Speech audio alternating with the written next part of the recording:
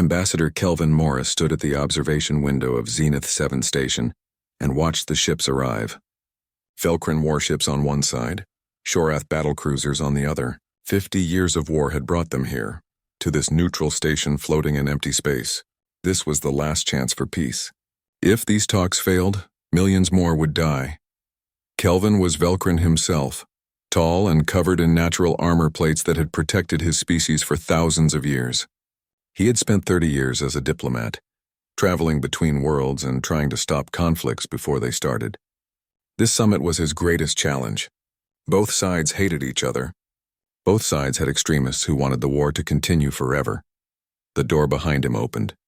Council Director Hayes walked in with a human following behind her. The human was shorter than Kelvin by half a meter, wearing a simple black suit. He carried himself like a soldier, back straight and eyes alert. "Ambassador Morris, this is Jake Hunter. He will be your personal security for the duration of the summit," Director Hayes said. Kelvin turned and studied the human. Jake was average height for his species, with short brown hair and calm eyes. He did not look particularly dangerous. Humans had joined the Galactic Council only 30 years ago.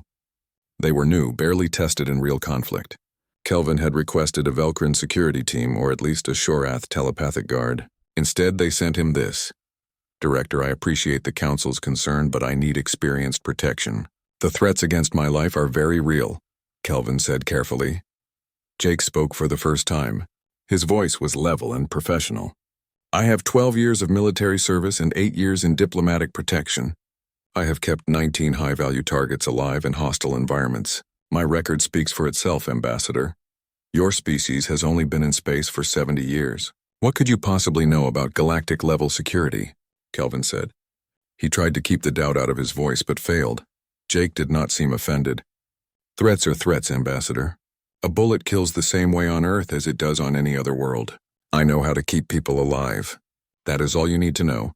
Director Hayes placed a data pad on the table.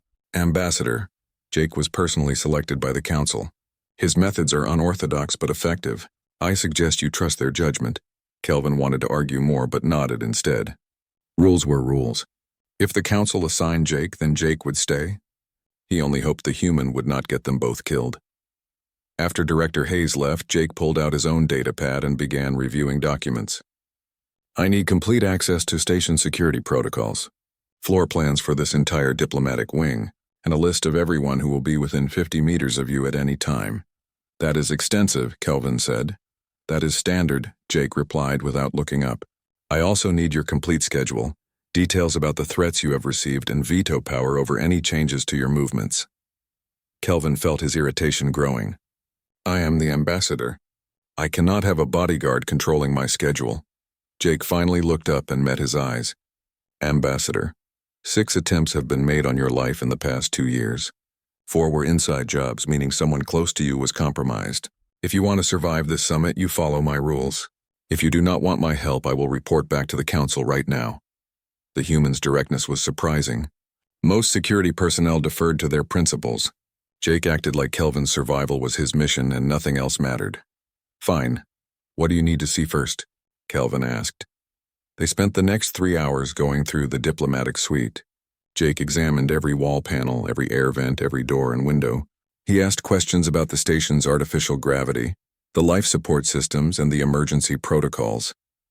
He measured distances and angles. He tested locks and checked sight lines from the corridor outside. Kelvin watched with growing interest. Jake was thorough.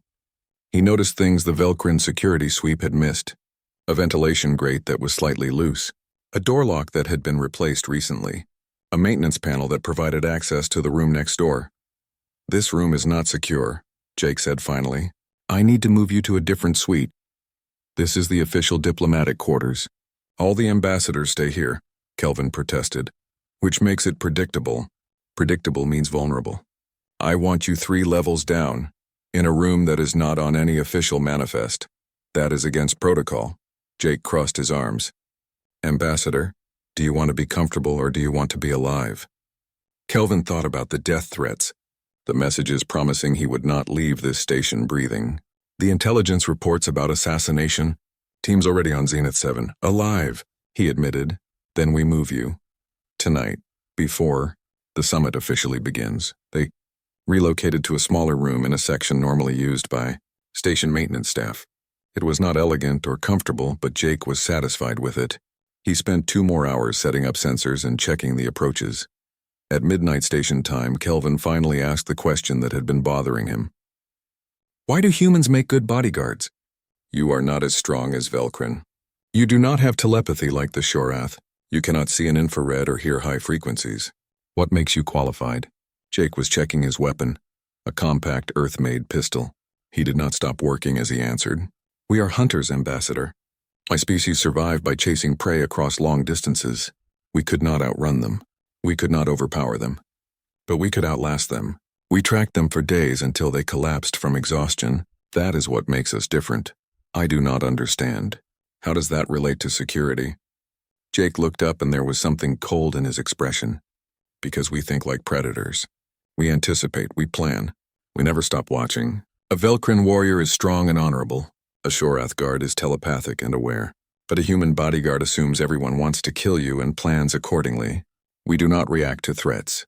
We see them coming before they arrive. Kelvin felt a chill run through him. The human spoke like someone who understood violence on a level most species did not. Humans had no natural weapons, no armor, no special senses. They survived by being smart and relentless. Get some sleep, Ambassador. The summit starts in 6 hours. I will wake you if anything happens, Jake said. What about you? Do you not need rest? I will sleep later. Right now I work. Kelvin went to bed but found it hard to sleep. He kept thinking about Jake's words. Humans were pursuit predators. They hunted by never giving up, by thinking ahead, by being smarter than their prey. Kelvin had thought the Council sent him an inexperienced guard. Now he wondered if they had sent him something far more dangerous. A weapon that thought. Outside in the main room, Jake sat in darkness and watched the door. His eyes never closed. His attention never wavered. Somewhere on this station, people were planning to kill Kelvin Morris. They would come with weapons and training and determination. They would find a human waiting for them, and humans never lost when they decided something needed to die. The summit began at 1000 hour station time. The Grand Hall was enormous, built to hold 1,000 diplomats from across the galaxy. Today it held only the essential personnel. Velcrin delegates sat on the left side, their armor plates gleaming under the lights. Shorath representatives occupied the right, their skin shifting colors with their emotions. Between them sat the neutral mediators and council observers. Kelvin walked to the central podium. Jake followed 3 steps behind and to the left, positioning himself where he could see both delegations and the main entrances. The human wore the same black suit from yesterday. His hands were empty, but Kelvin knew the weapon was there, hidden under his jacket. Representatives of the Velcrin Empire and the Shorath Collective, I welcome you to Zenith 7, Kelvin began. His voice carried through the hall without electronic assistance. 50 years of conflict have cost both our peoples greatly. This summit represents our final opportunity to choose peace over destruction. A Velcrin general in the front row made a harsh sound. General Crane was a hardliner who had opposed these talks from the beginning. He wanted total victory, not compromise.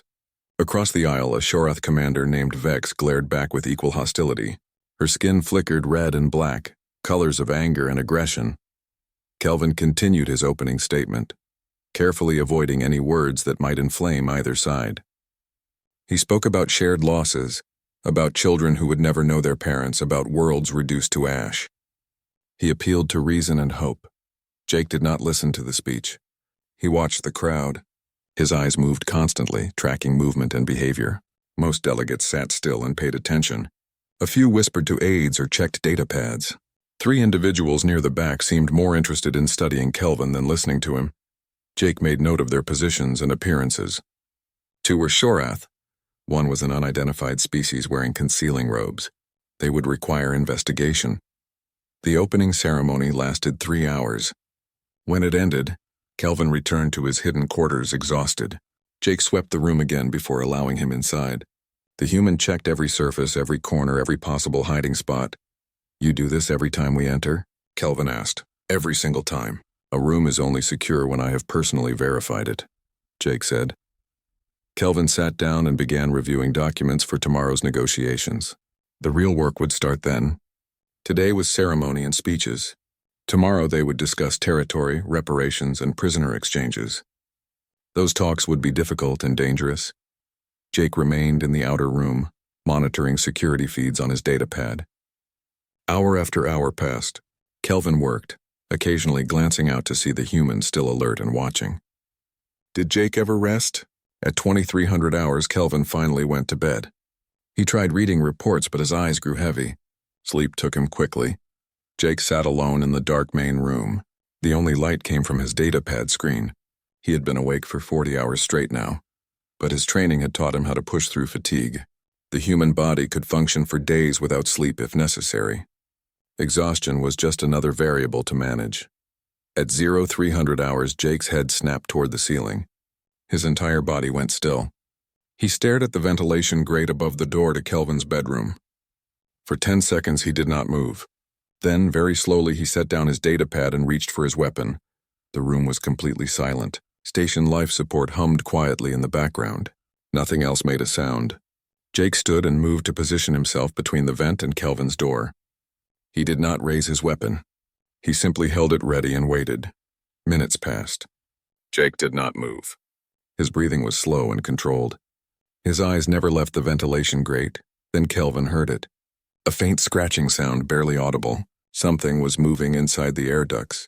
The sound came closer, stopped, then continued. Something small and mechanical. Jake raised his left hand and made a quick gesture toward Kelvin's door. Stay inside.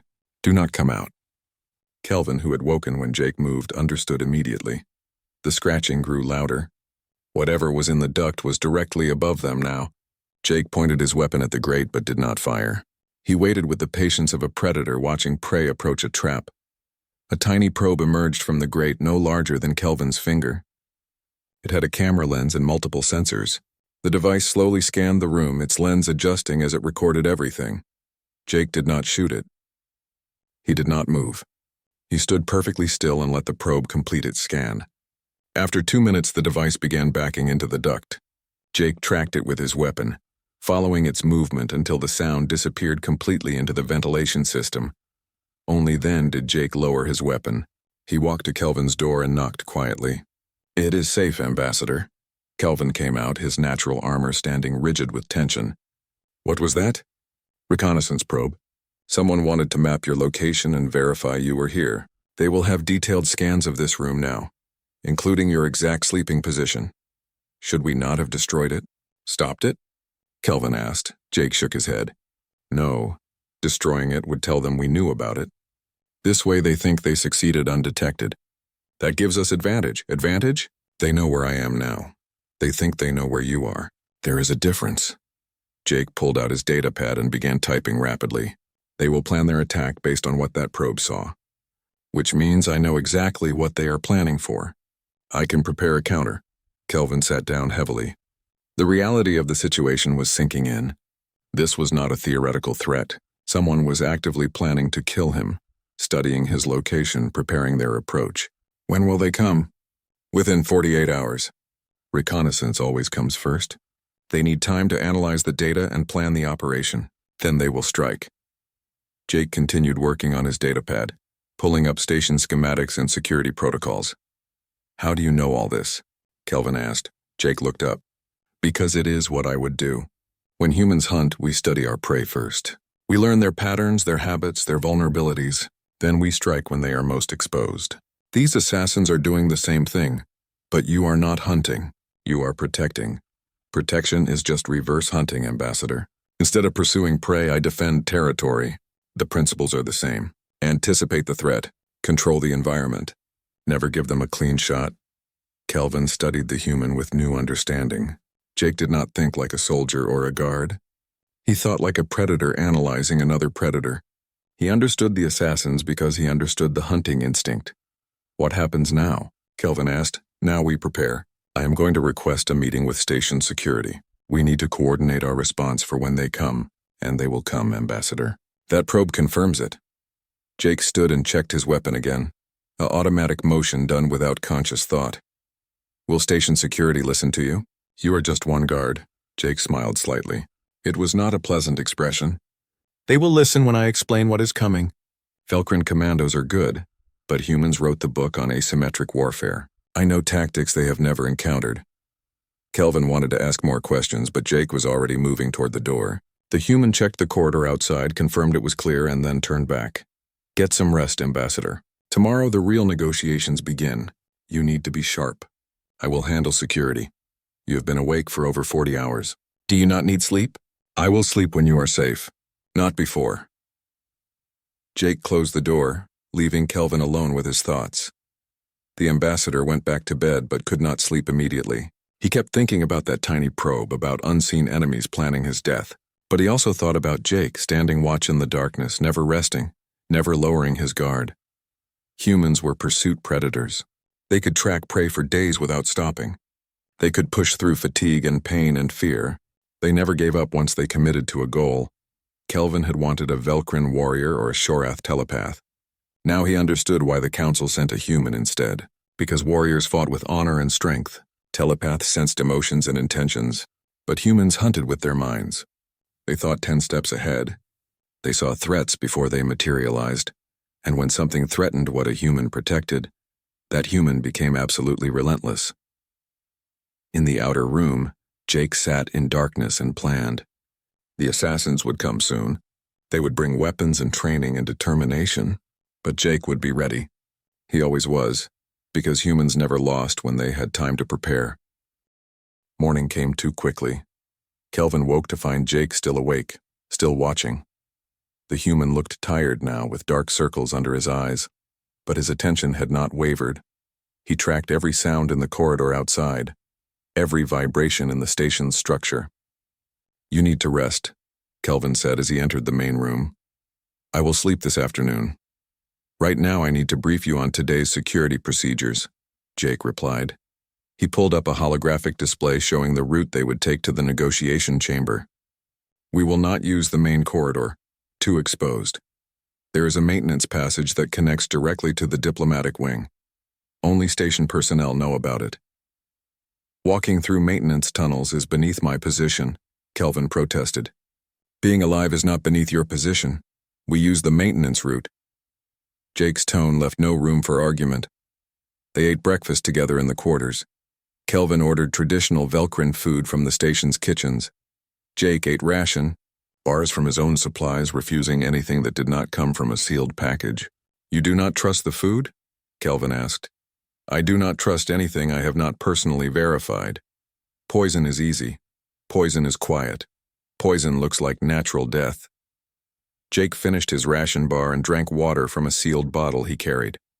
On Earth we have a saying, trust but verify. In protection work we skip the trust part. Kelvin watched the human eat another ration bar. They looked unappetizing, designed for nutrition rather than taste. Tell me about Earth, about your military service. Jake glanced at him, then back at his security monitors. What do you want to know? Why did you become a soldier? What made you choose this life? Jake was quiet for a moment. When he spoke, his voice was flat and factual. Earth is not united like most council worlds. We have nations that compete and sometimes fight. I grew up in a country called the United States. I joined the Marines because it was tradition in my family. 4 generations of soldiers. And the Marines taught you to protect people. The Marines taught me to complete missions. Protection came later after I left military service. But the skills transfer. Movement tactics, threat assessment, weapons handling, stress management, all the same fundamentals. But there must be more to it than just skills. You think differently than other security personnel I have worked with. Jake finally looked away from his monitors. He met Kelvin's eyes directly. You want to understand humans, fine. Here is the truth. We evolved as hunters on a dangerous world. We were not the strongest predators. Lions were stronger. We were not the fastest. Cheetahs were faster. We were not the most poisonous or the best armed or the toughest. Then how did you survive? By being smarter. By never giving up. By hunting prey until it collapsed from exhaustion. A human can run a marathon and still fight at the end. We can function in heat that would kill a Velcrin and cold that would freeze a Shorath. We heal fast. We adapt to new environments within days. And most importantly, We never stop once we commit to something. Jake stood and walked to the window. My species won wars against enemies with better technology and superior numbers. We did it by refusing to quit, by learning from every mistake, by using tactics our enemies never anticipated. That is what makes humans dangerous, Ambassador. We do not play by the rules. We play to win. Kelvin absorbed this information. He had read about Earth's history, about the countless wars between human nations, about the stubborn refusal to surrender even when defeat seemed certain, about the willingness to sacrifice everything for victory. It had seemed primitive and brutal. Now he understood it was simply human nature. And that is why the Council sends humans to protect diplomats. That is why we excel at it. A Velcrin warrior will fight honorably and die with dignity.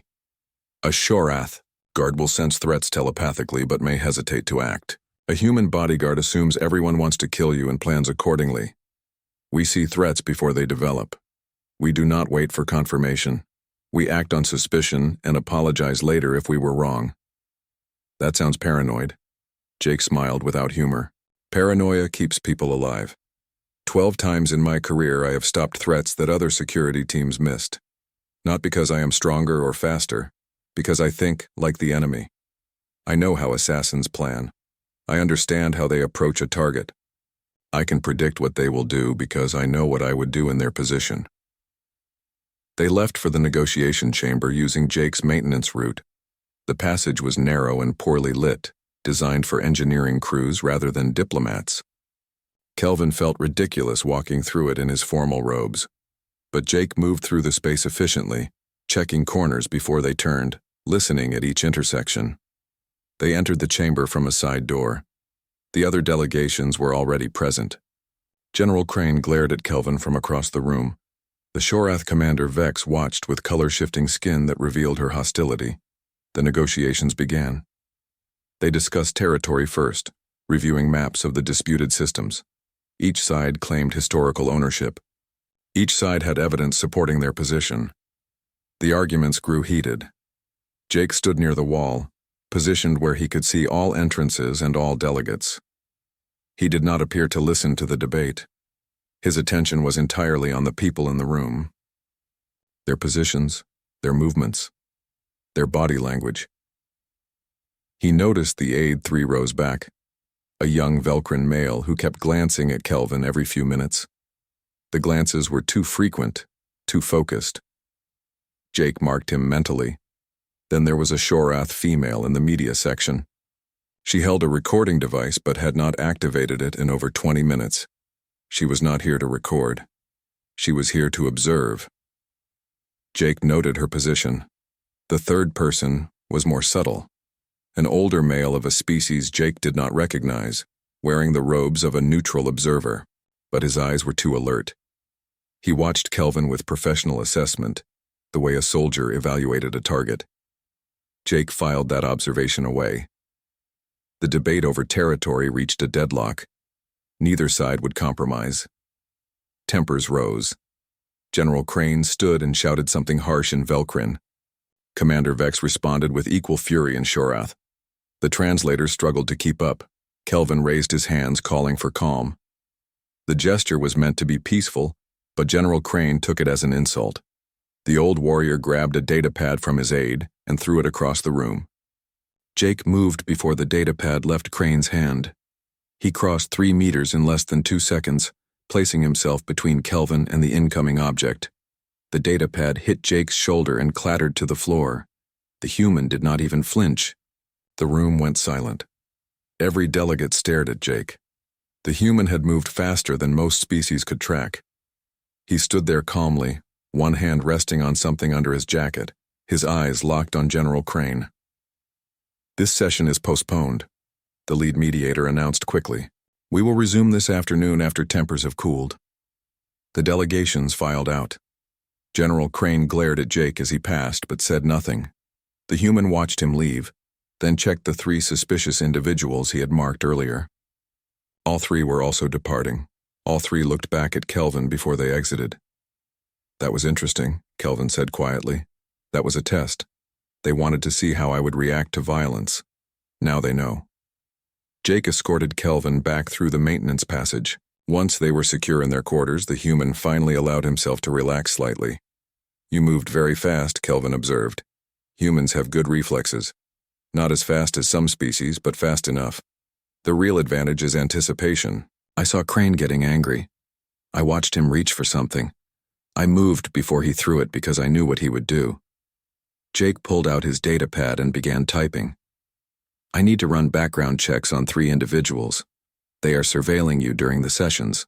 Could be innocent observers. Could be part of the assassination team. You think you can identify assassins just by watching them? I can identify people who are too interested in you. Real diplomats and media focus on the negotiations. These 3 kept focusing on you personally.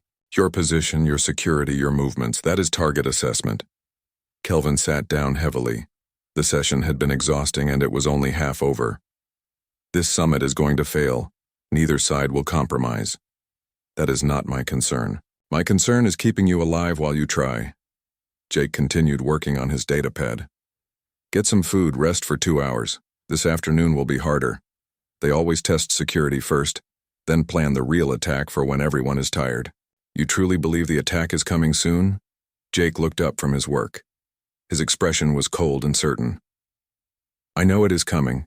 The question is not if, but when and how. That probe last night was phase 1. Today's session let them study your security protocols. Tonight or tomorrow night they will strike." "How can you be so sure?" "Because that is what I would do.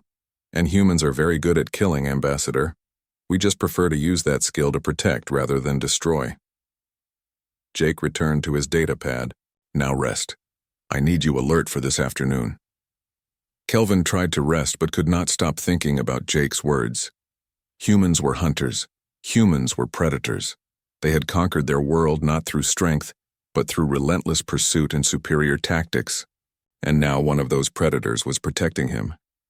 The assassins would come, but they would find a human waiting. And humans never lost when they had time to prepare. Station security confirmed Jake's suspicions. The 3 individuals he had marked were all connected to intelligence agencies. 2 worked for Shorath Military Intelligence. The 3rd was a freelance operative with ties to Velcrin extremist groups. None should have been at the summit. Jake sat in a meeting with Station Commander Peters and his security chief. Peters was a veteran human officer who had been running Zenith 7 for 10 years. He listened carefully as Jake explained the situation. "We have confirmed intelligence that an assassination attempt will occur tonight," Jake said. "The target is Ambassador Morris. The team will be Velcrin commandos, at least 4 members, all military trained." "How do you know this?" Peters asked. "I ran the reconnaissance probe through analysis. It was Velcrin military equipment, older model but still effective. Combined with the surveillance we observed today, the pattern is clear. They are planning a direct assault." Peters frowned. "We should lock down the diplomatic wing, flood it with security personnel, make it impossible for them to reach Morris." "No," Jake said firmly. "That tells them we know they are coming. They will postpone and try again later when we are less prepared. Better to let them commit to the attack tonight when we are ready." "You want to use Ambassador Morris as bait?" the security chief asked. "I want to use his expected location as bait. The ambassador will not actually be there." Jake explained his plan. They would leave Kelvin's registered quarters appearing occupied, with security sensors and defensive systems hidden throughout. Meanwhile, Kelvin would be moved to a secure conference room 3 levels away. Only Jake, Peters, and the security chief would know the real location. When the assassins enter the empty suite, we capture them alive. Then we interrogate them and identify who hired them. That intelligence will be valuable for the summit, Jake concluded. Peters considered this. "It is risky. If something goes wrong, if they somehow discover the real location, they will not. I will be with Ambassador Morris personally, and the defensive systems in the fake location are lethal if necessary. The assassins will walk into a trap." Peters approved the plan. They spent the rest of the afternoon preparing. Jake moved Kelvin to the secure conference room himself, using a route that avoided all surveillance cameras. Station security installed hidden sensors and defensive weapons in Kelvin's registered quarters. Everything had to look normal from outside. "I do not like being used as bait, even false bait," Kelvin said as Jake sealed the conference room door. "You are not bait. You are safe. Your expected location is bait. There is a difference. Jake checked the room thoroughly, examining every possible entry point. This room has one entrance, reinforced walls, and its own life support. Nothing short of explosives will get through that door, and I will be sitting right here. What if they use explosives? Then I shoot them when they breach. Either way, they do not reach you. Jake set up his equipment. Multiple monitors showing feeds from cameras throughout the station, motion sensors, communication equipment. He was preparing for a siege. Night fell, though time was artificial on a space station. At 2100 hours, station operations went to minimal staffing. Corridors grew quiet. Most personnel were in their quarters. Jake watched his monitors. The cameras showed Kelvin's registered suite from multiple angles. The room appeared empty and dark, exactly as it should at night. Anyone watching would think the ambassador was sleeping inside. How long will we wait? Kelvin asked. As long as necessary. They will come sometime between 0100 and 0400. That is when station security is thinnest and most personnel are asleep. Classic infiltration timing. Kelvin tried to review documents but could not concentrate. He kept watching Jake, who sat perfectly still and focused on the monitors. The human had been awake for over 60 hours now.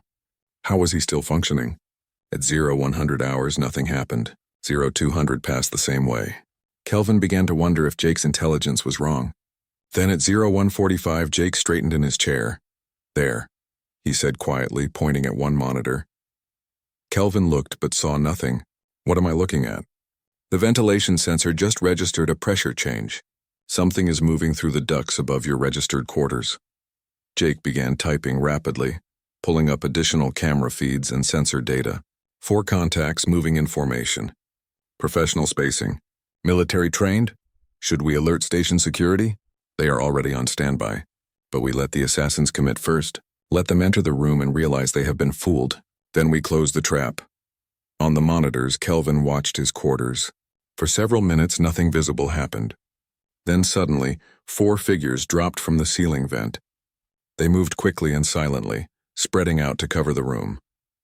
They were Velcrin commandos wearing dark tactical gear and carrying weapons designed to penetrate diplomatic shielding.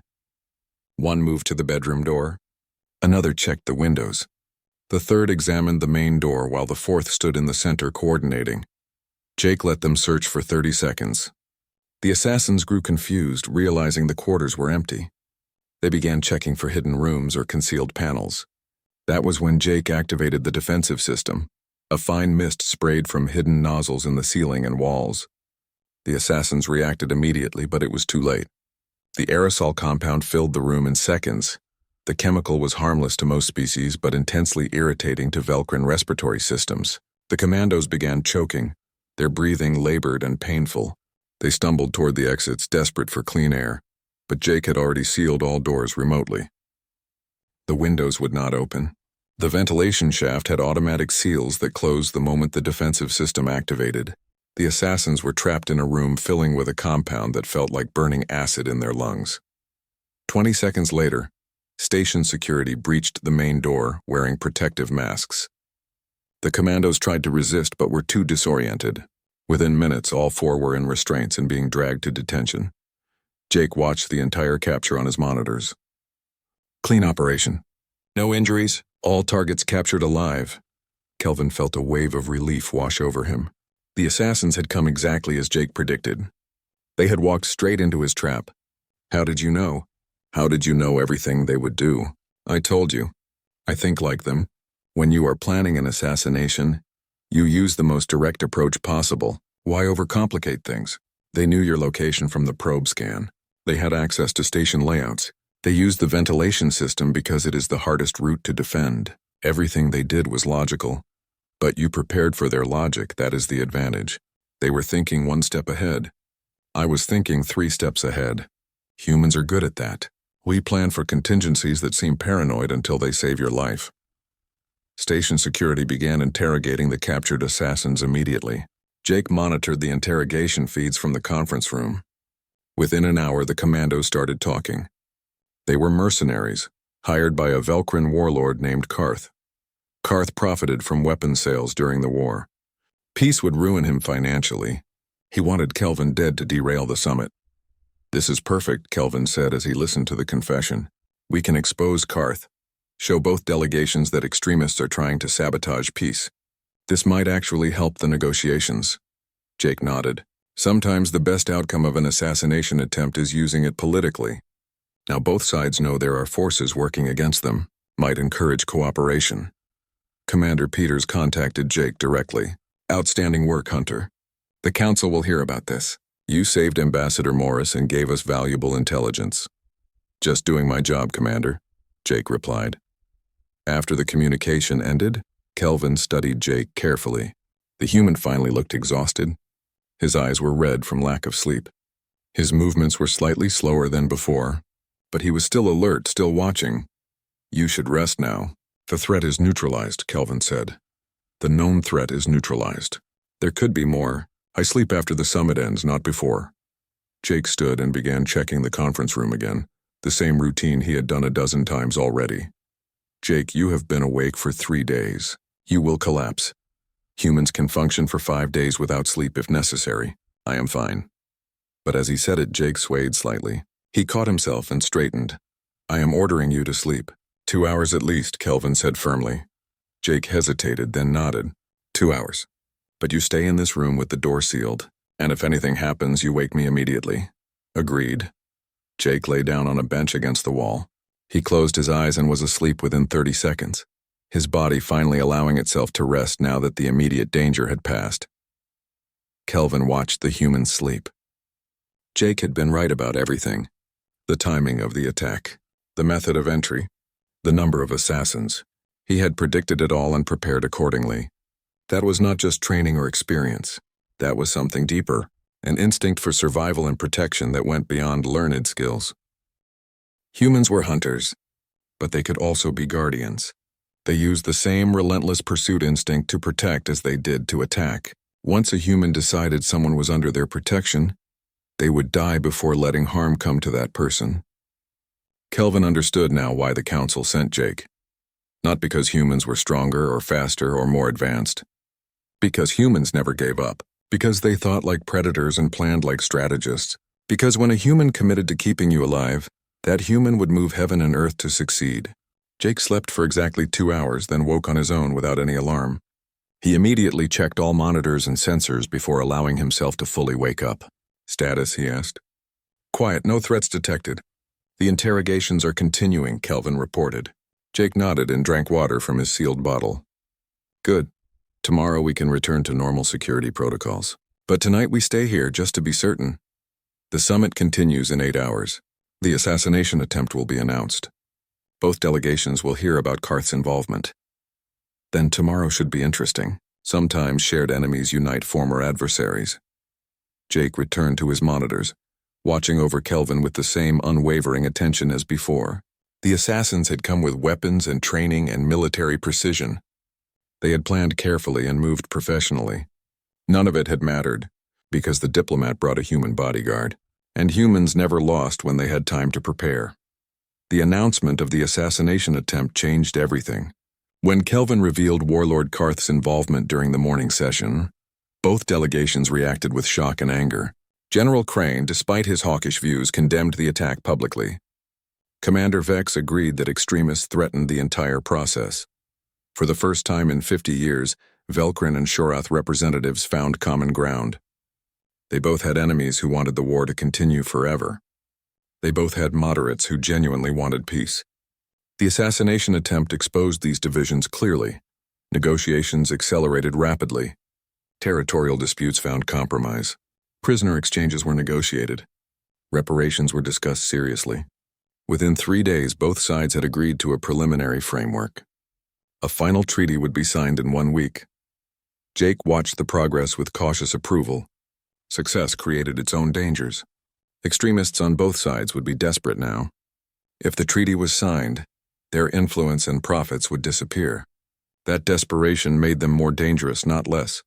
We need to increase security for the signing ceremony, Jake told Station Commander Peters. Every person in that hall needs to be vetted personally. No exceptions. We will have over 200 attendees, delegates, staff, media, council observers. Vetting everyone thoroughly will take days, Peters replied. Then we start now. Anyone who cannot pass deep background checks does not attend. This is the highest value target event of the decade. Every terrorist, assassin, and lunatic in the sector will want to disrupt it. Peters agreed. Station security began the massive task of screening every potential attendee. Backgrounds were checked. Travel histories were verified. Associates were investigated. It was exhaustive work. Jake personally reviewed every file. He looked for patterns, connections, anything that seemed wrong. Most attendees were exactly who they claimed to be. But a few raised questions. A media coordinator who had joined her organization only 2 months ago. A junior Shorath diplomat whose prior employment had gaps. A maintenance worker whose security clearance was recently upgraded without clear justification. I want these 3 excluded from the ceremony, Jake told Peters, marking the files. On what grounds? They have passed all standard checks, Peters said. On the grounds that something feels wrong. I cannot prove they are threats, but I cannot prove they are safe either. So they do not attend. Peters wanted to argue but had learned to trust Jake's instincts. The 3 individuals were quietly assigned to other duties that would keep them away from the signing ceremony. The ceremony was scheduled for 1500 hours station time. The Grand Hall would be used again, with heavy security at every entrance. Council representatives would witness the signing. Media from across the galaxy would broadcast the historic moment. Kelvin spent the morning reviewing the final treaty documents. 50 years of war ending with signatures on paper. It seemed too simple, too fragile. But it was a start. Jake conducted his final security sweep at noon. He walked every meter of the Grand Hall, checking sight lines and escape routes. He positioned station security personnel at strategic points. He verified that all weapons scanners were functioning properly. Everything had to be perfect. At 1400 hours, attendees began arriving. Jake stood near the main entrance, watching each person enter. His eyes tracked faces, body language, movement patterns. Most people were excited or nervous in normal ways. They smiled, talked with colleagues, took photographs. But one person caught his attention. A young Shorath female wearing media credentials. She walked with purpose rather than curiosity. Her skin colors were muted and controlled, showing none of the excitement other media representatives displayed.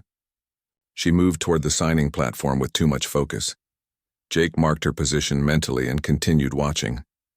She did not stop to set up recording equipment like other media personnel. She did not talk to anyone. She simply moved closer to where the delegates would sit. Something was wrong. Jake accessed her file on his datapad. Lisa Trent, media coordinator for a legitimate Shorath news organization. 26 years old, clean background check, no criminal record. Employment verified. Everything looked correct, but Jake had learned to trust his instincts over paperwork. This woman was moving wrong. Her body language showed determination and resignation, someone who had accepted a terrible decision and was committed to following through. He moved closer, keeping her in sight while maintaining distance. The signing ceremony began.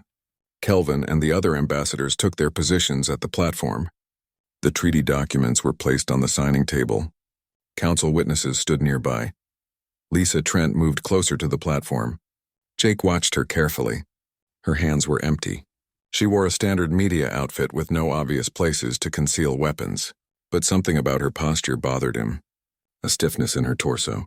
A careful way of holding her arms, then Jake understood. She was wearing something under her clothes. Something that required her to move carefully to avoid triggering it. A bomb, a suicide bomber. He did not hesitate. Jake crossed the distance in 3 seconds, moving faster than most attendees could process. He slammed into Lisa from the side, taking her to the ground hard. His training took over. He pinned her arms, controlled her body position, prevented her from making any sudden movements. The Grand Hall erupted in chaos. Security personnel rushed forward. Delegates scattered. Someone screamed. But Jake maintained his hold, using pressure points to keep Lisa immobilized without causing her to spasm or trigger anything she might be wearing. Bomb disposal now, Jake said calmly into his communicator. Subject is wearing an explosive device. Do not approach until I give clearance. Station security cleared the area around them. Jake kept Lisa pinned, speaking quietly to her. Do not move. Do not struggle. I know you think you are doing the right thing, but this is not the way. Just stay still and let us help you. Lisa's skin flickered between colors, showing fear and desperation.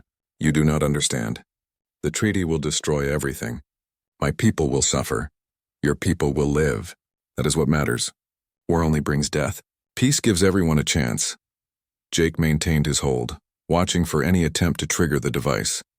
Bomb disposal experts arrived wearing heavy protective gear. They approached slowly, scanning Lisa with specialized equipment. The readings confirmed Jake's suspicion. She was wearing a sophisticated explosive vest under her clothing. It was designed to be triggered by biometric readings when she got within range of the signing platform. The disposal team worked carefully for 20 minutes. They disabled the trigger mechanism first, then carefully removed the vest. Once it was clear, they transported it to a containment unit for safe detonation later. Jake finally released Lisa. Station security took her into custody. She did not resist. The resignation in her eyes had turned to despair. Her assassination attempt had failed completely. Kelvin approached Jake, his natural armor plates trembling slightly from adrenaline. You saved them all.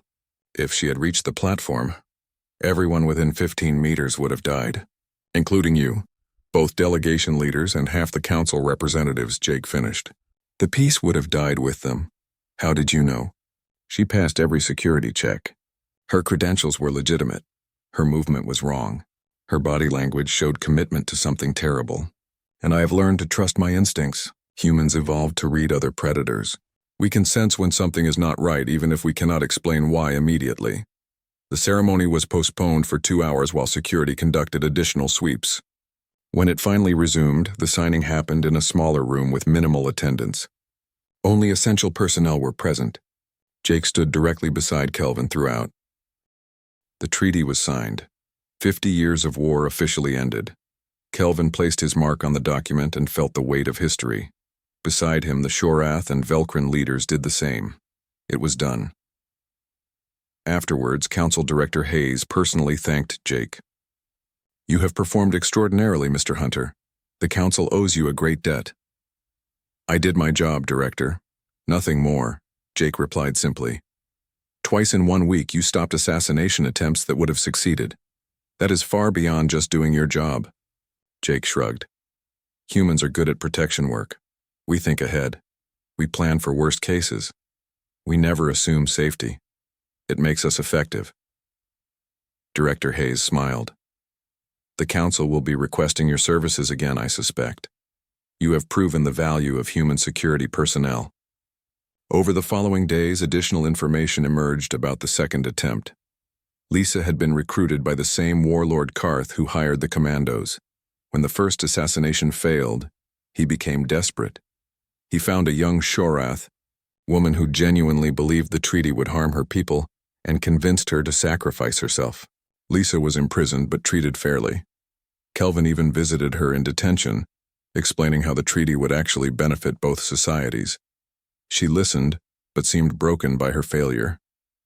On the final day before departure, Kelvin and Jake packed their belongings. The summit was over. The treaty would be implemented gradually over the coming years. But the hard part was finished. I owe you my life twice over, Kelvin said. I will recommend you to every diplomat in the council. I appreciate that, Ambassador, but I hope most of them do not need my services. Peace should mean fewer assassination attempts. You really believe that? Jake considered the question seriously. No, peace is harder to maintain than war. There will always be those who profit from chaos, so there will always be need for people who can stop them. They walked to the docking port together. Jake's transport back to Earth was waiting. Before boarding, he turned to Kelvin one last time. Stay vigilant, Ambassador. You have enemies who will not forgive your success here. Vary your routines. Trust your security teams. And remember that the greatest threats often look completely innocent until they strike. I will remember. And thank you, Jake. Truly. Jake nodded and boarded his transport. Kelvin watched it depart, then returned to his own ship. The Velkrin ambassador had entered this summit doubting human capabilities. He left with profound respect and a touch of fear. Humans were not the strongest species, not the fastest or the toughest, but they were the most relentless. They thought like predators and planned like strategists. They saw threats before they materialized and acted without hesitation. They never gave up on missions or people under their protection. The assassins had come. Twice they had planned and prepared and struck with precision. Both times they failed. Because the Diplomat brought a human bodyguard, and the assassins never made it past the door. On his transport back to Earth, Jake reviewed files for his next assignment. Another Diplomat, another dangerous location, another chance to keep someone alive. He did not think about glory or recognition. He thought about threat vectors and security protocols and worst-case scenarios. Because that was what humans did. They protected. They planned. They never stopped watching. And when something threatened, what they guarded, they became absolutely unstoppable. Somewhere in the galaxy, other threats were developing. Other extremists were planning violence. Other assassins were being hired. But wherever Council diplomats went, human bodyguards would be there, watching, waiting, ready. The galaxy was learning what Earth had always known. When humans decided something needed protecting, that thing would be protected. No matter the cost. No matter the odds. Because humans never lost when they had time to prepare. And they always had time to prepare. The treaty held. Peace began its slow, difficult work. And across council space, more diplomats requested human security personnel. Because everyone had learned the same lesson. The assassins could bring weapons, training, planning, and determination. It did not matter. The Diplomat brought a human bodyguard. And the assassins never made it past the door.